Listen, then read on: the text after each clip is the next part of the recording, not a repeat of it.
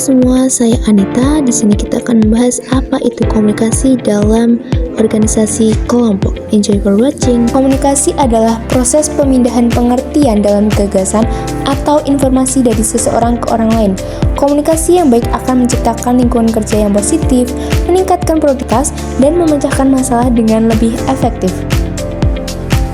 Kemudian ketika anggota kelompok dapat berkomunikasi dengan baik, maka tujuan belajar bersama akan lebih mudah tercapai. Berikut adalah beberapa alasan mengapa komunikasi efektif sangat penting dalam kelompok belajar. Yang pertama yaitu pemahaman materi yang lebih mendalam. Jika ada materi yang sulit, anggota kelompok dapat saling bertanya dan menjelaskan hingga semua anggota benar-benar paham. Yang kedua yaitu meningkatkan kreativitas dan inovasi.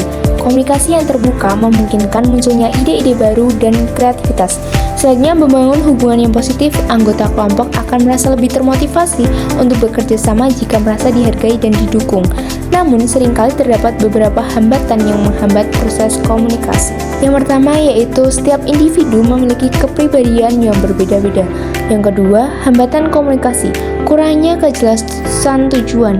Jika tujuan kelompok tidak jelas, anggota kelompok akan kesulitan untuk fokus dan berkomunikasi secara efektif. Nah, untuk mengatasi hambatan-hambatan tersebut, berikut beberapa tips yang bisa kamu lakukan. Yang pertama, tetapkan peran dan tanggung jawab yang jelas bagi setiap individu. Yang kedua, menggunakan teknik komunikasi efektif.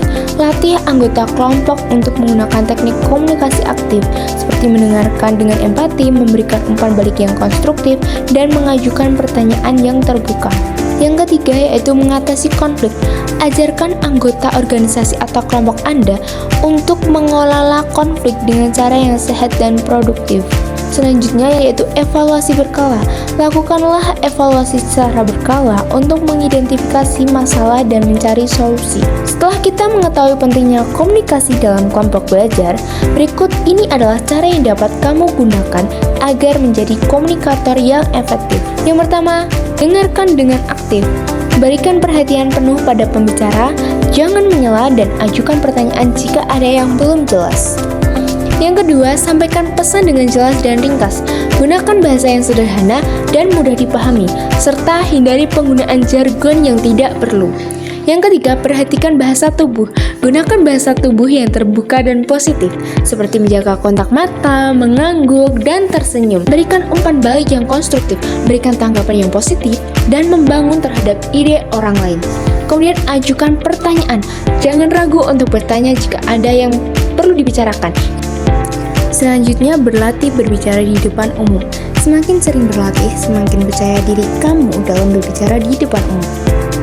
Yang terakhir, manfaatkan teknologi. Gunakan teknologi untuk memperkaya komunikasi seperti video conference, email, dan media sosial.